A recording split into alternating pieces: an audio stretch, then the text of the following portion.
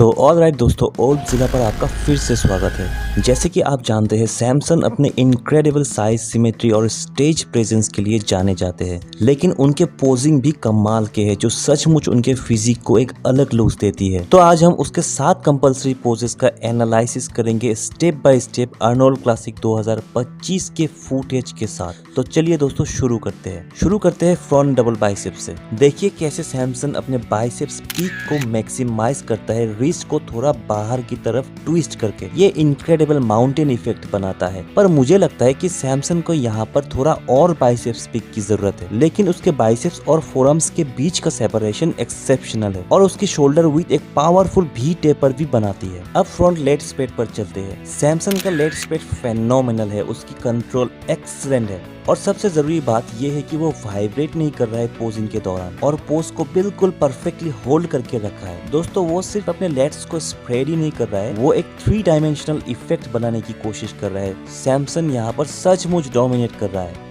अब side chest पर चलते हैं। इसमें कोई शक नहीं कि सैमसन का साइड चेस्ट इस लाइनअप में सबसे डोमिनेट पोज है। उसकी चेस्ट में कमाल की डेप्थ है, उसके क्वाड और कप की डेफिनेशन इस पोज को ओवरऑल एस्थेटिक बनाता है। अगला साइड ट्राइसेप्स। सैमसन के ट्राइसेप्स यहाँ पर बड़ा और अच्छा लगता है। हालांकि horse shoe shape clearly define नहीं है, लेकिन फिर भी उनके ह्यूज आर्म्स के कारण ये पोज ऑसम दिख रहा है। अगला रेयर डबल बाइसेप्स। सैमसन की बैक का थिकनेस इनकार नहीं की जा सकती। उनके बैक में इनक्रेडिबल साइज और डिटेल्स के साथ उनके हैमस्ट्रिंग और कफ डेवलपमेंट शानदार है। अब रियर लेट स्प्रेड पर चलते हैं। सैमसन के रियर बैक सच में देखने लायक है दोस्तों। वो एक कमाल के वाइड और थिक बैक डिस्प्ले बनाने में सक्षम है। उनके लोअर बैक और ग्लूट्स में भी डिटेल्स कमाल के हैं। ये पोज सैमसन की बैक की फुल 3D इफेक्ट दिखाती है।